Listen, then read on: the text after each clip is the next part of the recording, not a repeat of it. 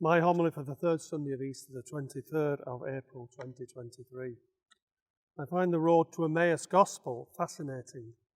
Emmaus was a place of rest and relaxation, a holiday resort not far from Jerusalem.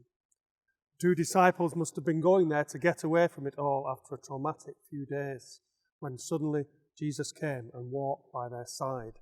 But something prevented them from recognizing, it says.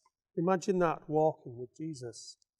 Of course, he did promise to be with us always, but do we recognize him in the people and situations that we encounter? Are we open to his presence in perhaps unlikely people and places? After all, he did say, "Whatsoever you do to the least of my brothers and sisters, you do to me." Jesus is present in many.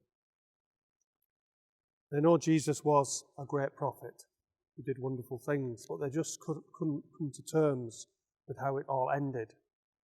And they're mystified by what the women had to say in this vision of angels who declared he was alive. Jesus was nothing if not straight talking.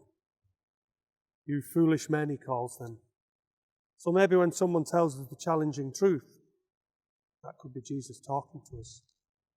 By the same reckoning, all his disciples could be called foolish men, as none of them grasped that this was the way it had to be, that the Christ had to suffer and so enter into his glory.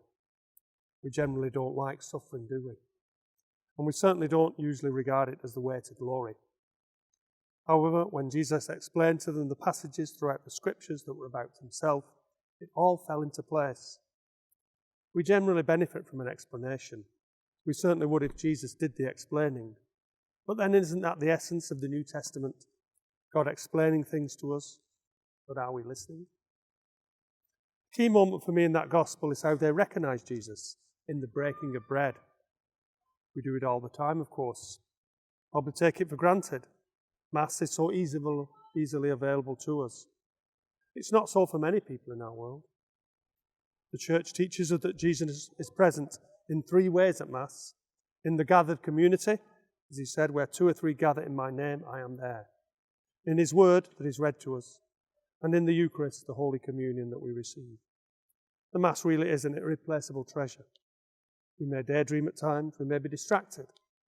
But if we are there consistently with a desire to come closer to God, then he will certainly make his presence felt in our lives and make our hearts burn within us as we hear his word.